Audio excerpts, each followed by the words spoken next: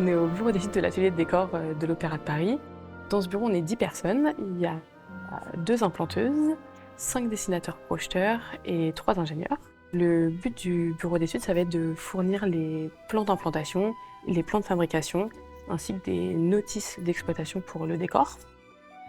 Nous, on va recevoir donc des maquettes qui viennent d'une équipe artistique. Avec cette maquette, on va pouvoir faire des plans d'implantation. Donc c'est vraiment comment le décor se positionne sur la scène, comment il est rangé, est-ce qu'on a des accès pour y aller, les personnes qui viennent dessus.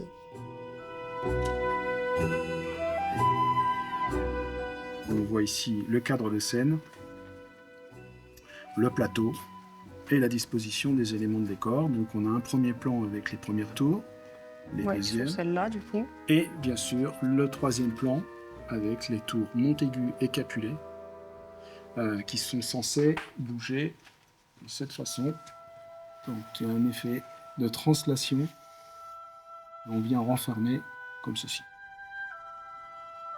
Une fois qu'on a donc l'implantation du décor, on va pouvoir faire tout ce qui est pré-étude du décor avec un dimensionnement, quels vont être les matériaux qui vont être utilisés, quelles sont les méthodes de construction qu'on va utiliser, quelles sont les contraintes qu'on va avoir par rapport au lieu où ça jauge. Si c'est à Garnier par exemple, on va avoir une pente, à Bastille on n'a pas de pente, il y a des éléments aussi qui sont différents.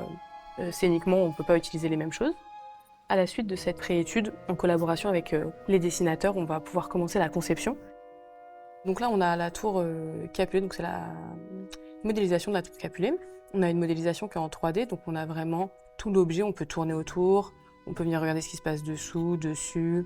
Et donc tout ça, ça a été modélisé avec les avis des chefs constructeurs et des différents ateliers.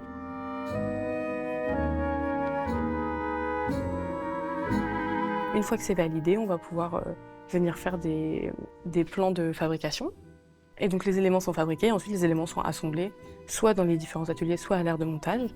À ce moment-là, nous, on vient aussi regarder comment ça se passe, ce qui va être intéressant lors du premier montage pour fournir ensuite et pouvoir éditer une notice d'exploitation.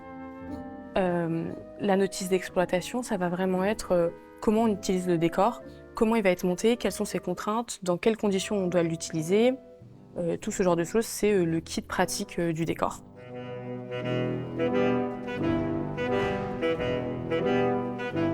C'est assez émouvant de voir comme ça quelque chose qu'on a vu en maquette, qu'on a vu sur l'ordinateur, ensuite de le voir en vrai, tout le travail qu'il y a eu derrière, que ce soit dans le bureau d'études, ensuite toute l'artisanat qu'il y a eu autour, la menuiserie, la serrurerie, la peinture, la sculpture, les composites, tout le monde qui a travaillé.